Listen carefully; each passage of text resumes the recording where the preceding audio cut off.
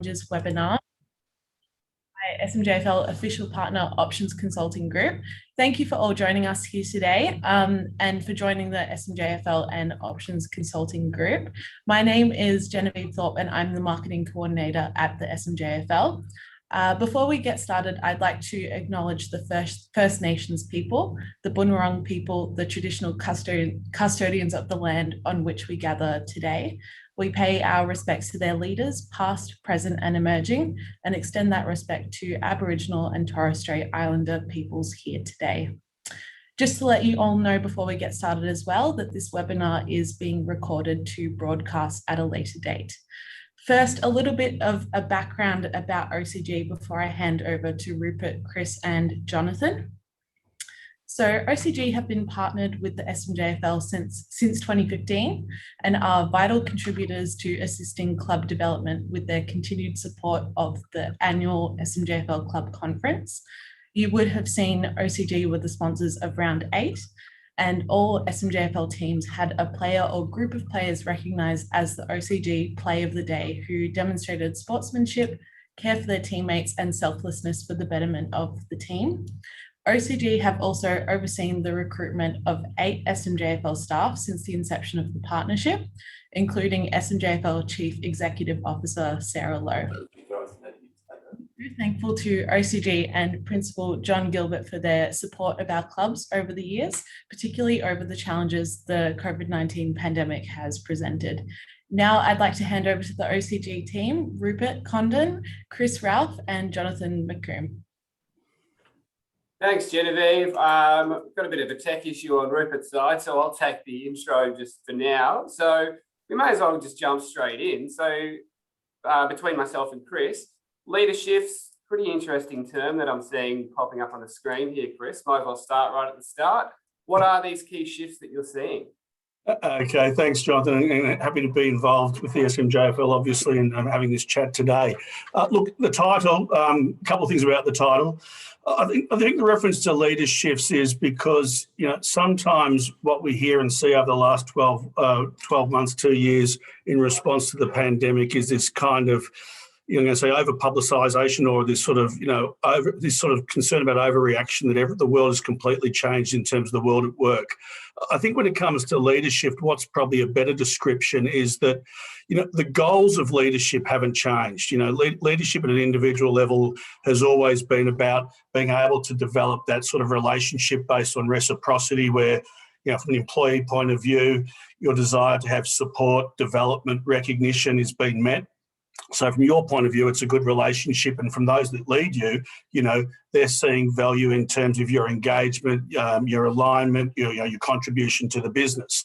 So, those things haven't changed at an individual level, nor has it changed at a sort of macro level, because the bigger picture of leadership is that if you do that well across the organisation and develop a consistent approach where we're seeing that in our leaders and relationships, whatever the organisation, then that gives you a better capacity to influence and deliver on your strategic objectives. So I think the notion of a leader shift is, let's not lose sight of the fact that the main game with leadership remains unchanged. But what there has been is there's been probably a shift in what's important in achieving that influence and where that comes from. And that's why we kind of use the term leadership in this concept. So it's really about adapting and reinventing aspects of what we pay attention to as leaders that's really changing. And I guess the other thing just to call out in that, whilst we talk about in 2021, that's better to interpret that as these are the shifts that we think will continue over the foreseeable future. So, this is not just going to be a leader shift that we put in place today and then we move back to what we had previously. So I think the other thing to sort of bear in mind, Jonathan, is that what we're about to sort of share with folks are probably shifts in leaderships and emphasis that we see continuing at least for the foreseeable future. So with that as a bit of a segue, I thought I would sort of, come to the specifics of those shifts by just sort of sharing with people a little bit about what's been happening in and around our environment. And I'm not going to probe into any of these items in particular, but as you start to sort of run your eyes across the points 1 through to 6, you'll see it's been a very different and peculiar environment, and a lot of these things are happening at the same time, largely being driven obviously in response to the fact that we're all living through this pandemic. I'll explain a couple of these things because the words may not be entirely clear to folks. This notion of being forced into remote forms of work, this has meant that stuff that we used to be able to take on board and manage ourselves as a manager or as a frontline leader, we've had to let go of. And we haven't had the capacity of the bandwidth to do things that we used to do when people were co-located. So that's the reference of distributed or shared leadership. We either haven't had the capacity to do it, or people who have then been put in a remote environment have actually grabbed that work. And so the reality is that when you're setting yourselves up and you've got people working in different locations and through technologies like this, the assumption is that you've got to really look at who does what, where the levels of accountability shift. And what we're really seeing is there's been a force shift in terms of empowering people to get on and do stuff in ways that we hadn't seen previously. So obviously very challenging for managers, and particularly those managers who are kind of, like to have their hands on the tools and their hands on the pulse. But it's just been forced on us by the environment we find ourselves in. The notion of, teams and how teams have managed themselves through the panic, probably not a surprise that, there've always been a discrepancy between high and low performing teams. And obviously the pressures that have been brought to bear have been more significant in an adverse way for those teams that, pre-existing were already struggling, already had sort of functional problems, already had relationship issues, or already had tensions. So the sort of spread in terms of diversity has really changed. So you'll see those sort of things happening in our environment.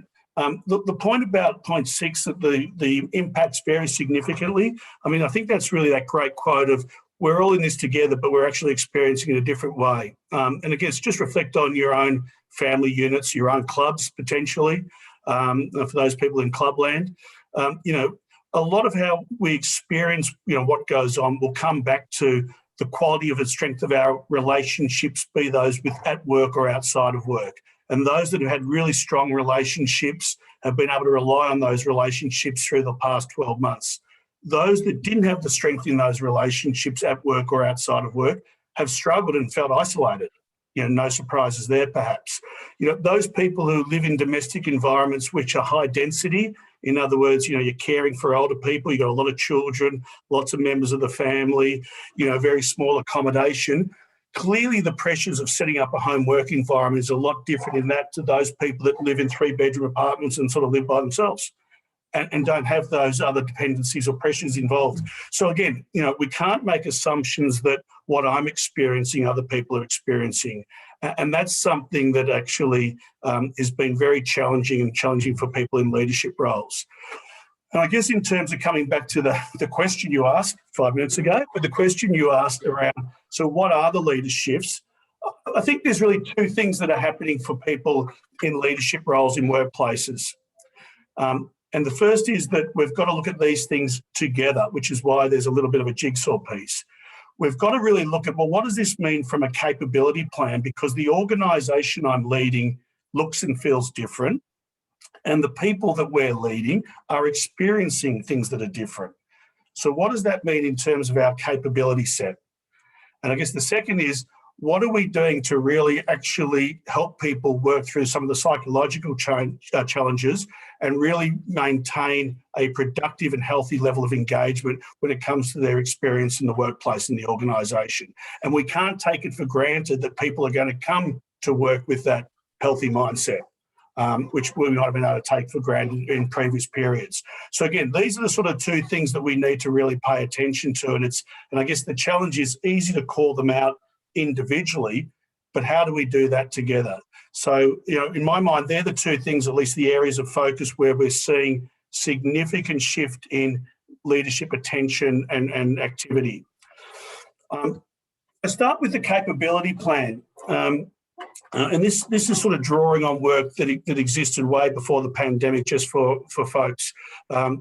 But, globally, there are organisations that look at capabilities in different environments. And one of the things we already knew in terms of organisations that had hybrid forms of work or people working in remote arrangements in some levels of capacity, and when we were trying to understand what was the difference between those that appeared to be successful managing in that environment from those that were not, what really stood out is that those organisations that were successful recognised that there were some distinct capabilities in those organisations that they needed to nurture and build.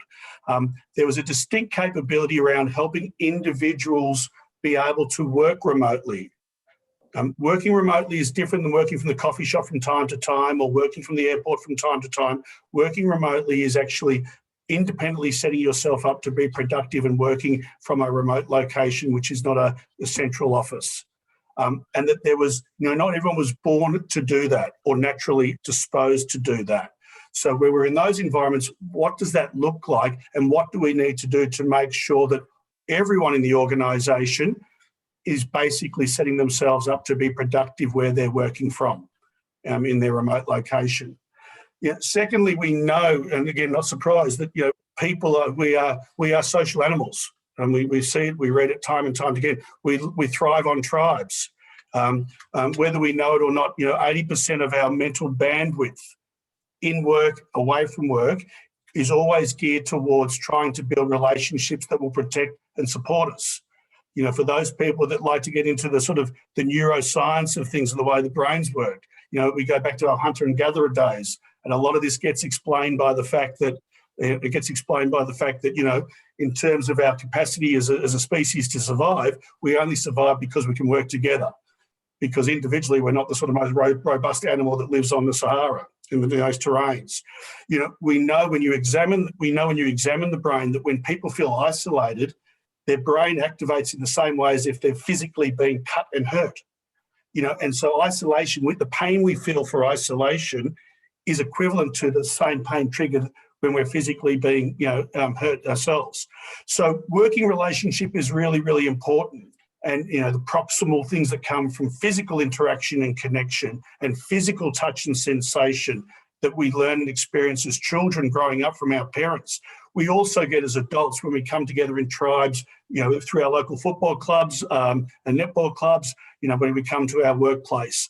So this notion of working relationships is, the last 12 months has been a huge disruption to that. And so how do we actually keep that intact? And not just the existing ones, how do we actually build new ones? Because this is an ongoing feature. It's not just about preserving the relationships we had. How do we continue to grow those? And I guess self-development kind of, again, probably doesn't surprise folks. But again, when we are in remote and distributed environments, remote environments, we've got to be able to be accountable for a lot more things than we might have been where we were being led in a co-located environment. We've got to be able to work out where am I at in relation to my development? What else do I need to grow? Where am I actually aligned to what the organisation's doing? And some of these things will be kind of less visible. So the real challenge is, from a self-development point of view, I need to be a little bit more assertive, active, and get myself up to speed with what's going on. So really, if I come back to the capability set and I look at these three capabilities in particular, what we will see amongst our client base, and we have seen for some time, and what we expect to see moving forward, is there'll be a real intentional focus on each of these three areas. So regardless of their level of hybrid arrangements, what we'll find leadership doing is paying attention to how am I working remotely as a leader? How are my teams working remotely as a leader? What do we need to build our bench strength? What's happening in our working relationships? What's happening in my working relationships? How do we continue to build our bench strength? Am I doing enough to speak up, speak out, develop myself? So again, these are sort of new capabilities we're trying to build to make the hybrid environments more sustainable for each of us. And as I said, driven very much by what we've already known about remote working, and we continue to be valid through this pandemic environment. Psychological plan I mentioned, so that's kind of the what. If you think about that, that's the what we're paying attention to as leaders as a big shift. But the how is also particularly important. The how is particularly important. And particularly if we think about it, again, I mean, one of the things that I will call out here is a lot of the research that's come back and, surveys that have been done through the past 12 months, the people that have experienced the most stress at work, surprise, surprise, our frontline leaders, because they feel this sort of moral obligation, not just to care for themselves, but to care for those that they lead. But they're also dealing with their own circumstances, and they're also operating in an environment where the executive leadership and the organisation hasn't necessarily got a handle on where they're going to next or what's happening in their environment. So they're in that pressure cooker situation. So part of this is the psychological plan of looking after ourselves as a leader.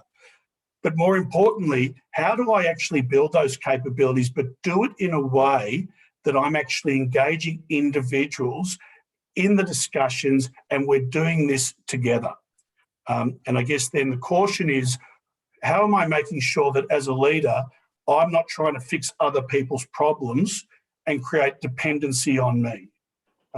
It's a case of being able to step back and look at, from a psychological plan, how do we really build that together? So I guess they're the real big shifts, Jonathan, to sort of come back to the real central question. We know that we need to pay attention to new capabilities, and we know we need to engage people in that way. Gotcha. I mean, just as a quick question for me, or maybe even the wider group, psychological plan, is there a difference between that and, let's just say, well-being? Because to me, it sounds fairly similar. Look, the notion of the notion of well-being more is a sort of it's a bit like engagement. It's a point in time indicator of how I'm particularly feeling when I get up, my state of kind of energy, my state of sort of happiness, my state of positivity. Okay, but my state of well-being can sort of vary through a particular range. Most of us operate within a range. What I'm really talking about here is better understood as more mental fitness. Okay. So what are we doing to actually improve our well-being? What are the things we're doing at work and away from work to continue to build our well-being? So the psychological plan is really more about building a sort of growth mindset, building sort of greater mental strength and capacity, resilience, as opposed to just making sure people, are not at risk. Well-being is kind of often seen as people not being at risk. This is about people being better, healthier, more productive in terms of their mindset. Gotcha. And I guess if we want to put that together, and I'm sort of now probably speaking to those of you that just kind of want to think about this conceptually before we jump into the practical side of things. If you are able to do that, if you're able to build those capabilities and engage people in that agenda, what you're really doing is putting yourself and your organisation into this learning zone where people can come with the bandwidth to be able to experiment, adapt, learn. They can deal with the uncertainty that comes with, a volatile and changing environment. They can iteratively look to adapt how we're operating as a team. And that's what you really need when you're operating where you are working together as an organisation and there are uncertain times ahead. And what we're really trying to do is make sure that the organisation is not falling into one of those other zones which, will create problems for them short-term or ongoing. So, strategically for those people who are interested in that, that's what the leaderships are about. The leaderships are about taking a BAU, we know how we're running the operation, and we're shifting the organisation into a learning zone where us as an organisation can learn together with our teams, and iteratively we can respond and adapt to where we need to go moving forward. Look, I thought what I might do, if it's okay, is I'll just share a practical spin. I'll jump out of that presentation for folks for a minute, if it's okay, and I'll just sort of share. Bear with me. While you're doing that, Chris, I think for me to lead into that, so we've covered the theoretical nature of this, which is all fine and dandy, but if we could get more of an idea of how to apply them in a practical sense, I think that would be pretty handy. Sorry, Jonathan, yes. So that's kind of where I was hoping to go to here. And I guess one thing that we're certainly going to make available through, as a result of the webinar and through the SMJFL is, folks will have access to these, what we're referring here to as sort of tip sheets. But I thought I'd take the opportunity just to illustrate. So we've got one, if you like, for each of the three capabilities I mentioned before. If you remember that little diagram, There was a capability around self-development. There's a capability around relationships or staying connected. And there's a capability around working remotely. And so what I thought I would do is just illustrate with people in a very practical sense what this looks like, at a base level. Because what engaging people in those issues means is that as leaders, we really need to have conversations with people about things that we may not have had conversations with previously. And some of those are going to be conversations which, when you look at it, you'll say, this is really a team level conversation. It's a team level conversation because we all need to hear the issues and we need to come to the same landing point, and we almost need to adopt this as a new team norm moving forward. Some of those will be, one-on-one conversations, sort of more individual coaching and check-in conversations that we need to have with individuals, because what we're talking about will be peculiar to the individual. But whether it's the team conversation or the individual conversation, it's the conversation where I, as a leader, am approaching it more as a facilitator, a coach, a guide, but I'm trying to build those people's understanding, commitment, understanding and actions as a result of the conversation. So my point before about I'm not trying to resolve it. So if we look here at the notion of working remotely, and you just sort of run your eyes across this little sheet, this is a basis of a conversation any manager can have with the, individuals, because this is the one that actually is peculiar to individuals. The whole idea that, understanding that practically and psychologically working remotely from your home location is different to what we've experienced before. So it'd be interesting for me to be able to probe questions with people around, tell me how this is working for you when it comes to your workspace. Do you have a designated space where you can clearly say that's my work location, and I can almost mentally separate that from the other stuff I've got at home? Tell me when it comes to your pace and rate at work, and how the routine you find yourself working in, your workplace. Am I actually speaking up when I need to speak up and out? What's my style? How I feel about, am I making enough connections with other people when I am working from home? In terms of my balance, whether it's my family balance, my life balance, my sporting balance, whatever, am I got the boundaries working for me? So again, these aren't answers, these are prompts. But what they are directing the conversation to is prompts that we know that make a difference. And so what I'm suggesting here is the way that you would use something like this as a leader is that you'd familiarise yourself with it in the first place. You'd actually almost do your own little sort of discussion with yourself around it.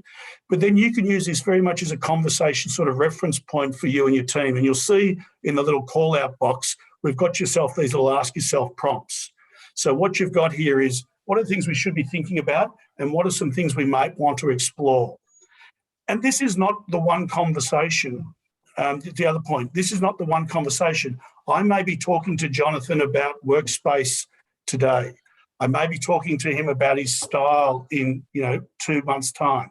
So this is an ongoing dialogue, because these things are always work in progress. This is not a one-off conversation. I've now got the beautiful home office and I'm right.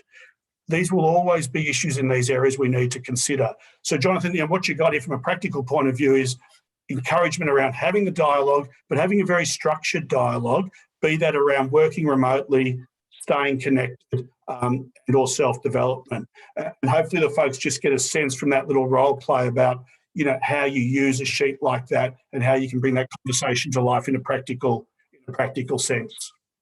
Yeah, beautiful. Yeah, I mean, the tip sheets look great, and I could certainly see how they would be helpful. But I guess moving forward from that, how would you sort of talk about the broader leadership development there? So we've got the tip sheets, we've got some prompts.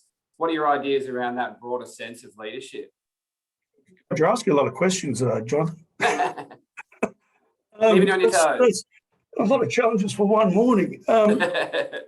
Right, I guess in terms of, so I guess we're bringing this up a level now. So we're trying to, okay, so as you say, we're trying to sort of now reflect on, if we're talking more to, I guess, executive leaders, presidents of clubs, whatever else, in terms of you're thinking about it. I made this comment up front that I guess the challenge around leadership hasn't really changed in terms of the business context and the individual context. And I've probably already spoken a little bit about, what are those new focus areas in terms of capabilities and how we have engagement, which is really that leadership piece.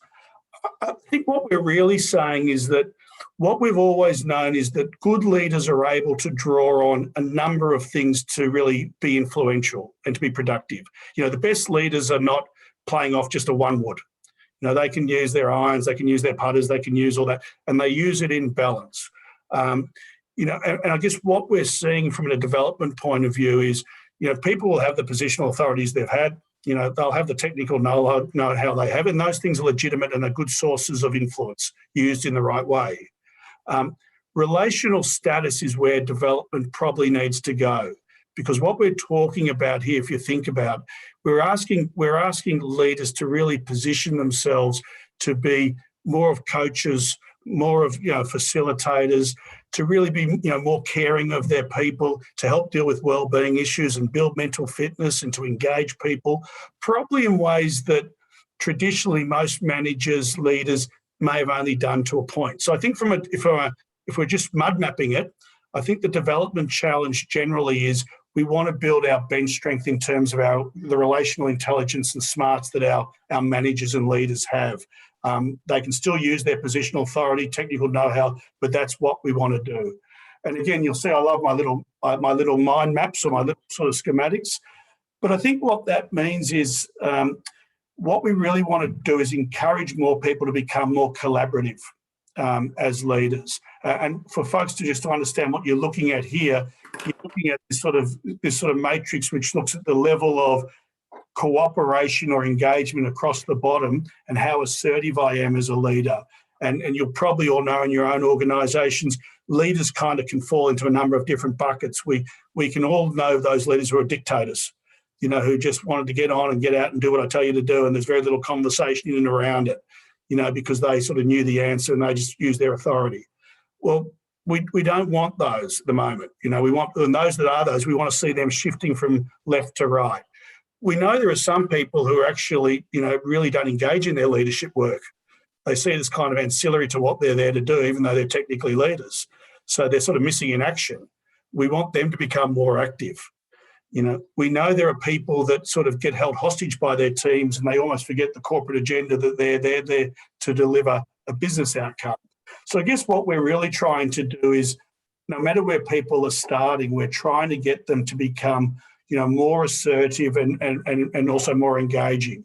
And the assertiveness bit is really important because the competitive landscape in most environments hasn't changed. If anything, it's getting increasingly intense.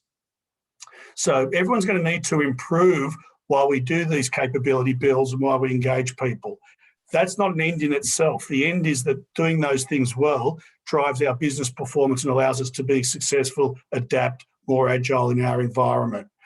And as I said, to be collaborators, we've got to get managers and leaders who are more comfortable, not just firefighting, not just investigating things, not just coming up with their own determinations. They need to be very good at that relational stuff that you'll see examples of there. So I think when I think about it, that's the development goal. And obviously individuals will have different pathways depending on where they start from. Beautiful. Thanks. Yeah. Well, sorry, Chris. No, that's it. That's kind of the story. Beautiful. Thank you. Yeah, it's certainly a lot of really nice insights there. And I like the leadershifts word. Probably kind of hard to say a little bit quickly. I've got to be careful about that one. But I know I've probably thrown you under the bus with a few questions throughout the presentation, but I'd like to open it up to anyone else if they had any questions they'd like to ask. We're looking at the chat box, or if anyone wants to ask it in real time. Looks like we might have one. Can I ask a question? Yeah, go for it. Chris, thanks for your presentation on leaderships. It's been really good. But if I'm to be effective in this new work world, just to sort of summarise, what are the top 2 or 3 toolbox tips that I should be aware of? I think if you're going to be successful, probably being aware of yourself is an important part. And I don't mean self-awareness from a technical point of view, but that how you show up is really important, because we've talked about activities, but in terms of this notion of relational intelligence, you know, people will judge you all the time as a leader. And so the extent to which, you know, you present at work as being transparent, resilient, you know, you're accountable, you're caring, things like that, in whatever's in your own context, and you're holding yourself mindful around that and doing that, I think that's a good place to start, okay? Because then at least you've almost got the credibility to claim to be, a leader. I think the second thing I would do is to not be afraid of the conversation. And these are purposeful conversations and problem-solving conversations. And so the notion that I'm meant to have the answers or I'm meant to have the fix, whatever I'm dealing with, but take on the risk of engagement and interaction as opposed to, avoid the conversation or, bypass it through some other way.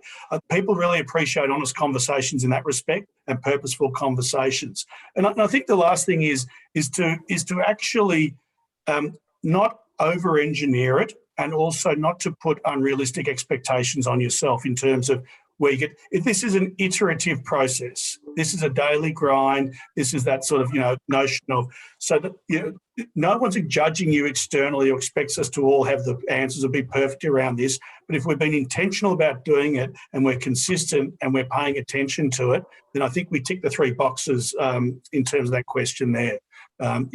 So that'd be my thoughts. Thank you. Very good. Very nice. Any other questions from anyone in the room? Looks like maybe not. I have a question I'd like to ask. So I guess a lot of this is definitely spoken to me and my experiences working remotely over the past year. And I guess lockdowns are far from being a thing of the past. So remote working is probably going to happen again, sadly. But I was wondering if you have any particular strategies for team building, or especially with like new employees or new team members, what might be some strategies that you could implement to still foster that team building in a remote environment? Yeah, it's interesting. I mean, even asking people what will work for them, you'll hear different answers.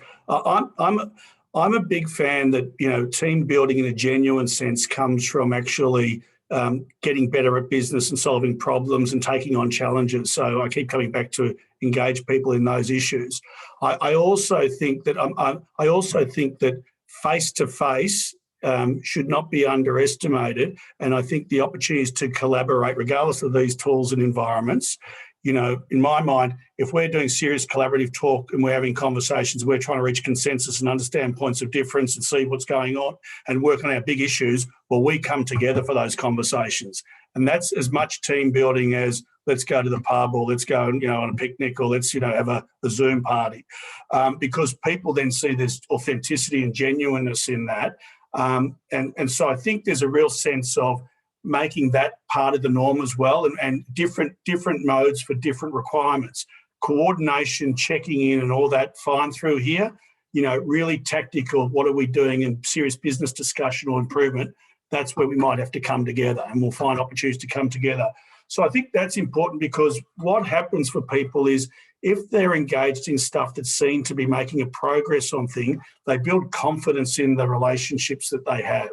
And that's where the real reward comes from. It's not just from the social time. So don't underestimate the face-to-face. Mix it up so that there is some opportunity for face-to-face. And in my mind, that's probably still the best form of team building. I mean, you talk about induction and so forth. 1 second, my personal story, my daughter got a job through first professional job. She was onboarded online. Really weird experience to observe the difference in her. I mean, she got through it and whatever, and the people were very nice, all that sort of stuff. The difference in her and being able to go to the office, physically meet the people that she was working with, hear the banter that was part of it. I mean, we can't underestimate that our contribution to a team is not the tasks we do, it's what we do to the culture. It's what we add to the culture. And if you think about through that lens, it's a bit hard to add everything to the culture just by what I'm doing with you here. So that would be my, don't undervalue face-to-face is my call to arms. And look, the other thing I would say, because we're talking to the SMJFL, don't undervalue clubland. I've been talking more in general leadership terms, but I've lived in clubland myself. I've had kids through the system and SMJFL. I've been in administrative role in there in boards or whatever, footy clubs. you know, we always knew we played a very important role, you know, and we don't necessarily think of ourselves as leadership, but, you know, what I described of employees is also happening to our membership base and our, you know, parent community. And so being able to involve them and be more inclusive in what's happening in Clubland, and to recognise that being part of Clubland is a relationship that's actually really important for their mental well-being and fitness, as well as just the drinks on a Friday night or the kids playing sport. So I think, you know, we're playing a really important role there, and that is face-to-face. You know, you have to physically turn up to train or to play football or whatever it is. So I think, you know, from a Clubland point of view, my message would be, you know, the importance of our charters have never been more important. If you listen to what I described, and we should really embrace that and embrace our club communities around that, is another sort of shout out, because that will be really important, I think, Genevieve. Absolutely. Thank you. Thank you for that. Beautiful. Well, I think we're coming up on time. So if no one else has any questions, I think we might wrap this up. Just as a reminder, those tip sheets that were presented by Chris will be available to all SMJFL members. Feel free to reach out for those. As always, we'd certainly like to thank SMJFL for their ongoing support and partnership. We're very proud to be a part of the group, that's for sure. So back over to you, Jen. Great. Yeah, if anyone has any last minute questions, feel free to put them in the chat. But yeah, once again, thank you to Rupert, to Jonathan, and to Chris for this fantastic presentation, and for all of your insights about the challenges over the last year and how we might approach these challenges in the future, looking to the future. So thank you so much. And yeah, if we're happy to wrap things up, I think that's all the questions. Well, good for me. All right. Well, thank you so much for everyone for joining. We really appreciate it, and hope you have a great rest of your day. Thank you. Thanks, Jen. Thanks, everyone. Everyone. Bye.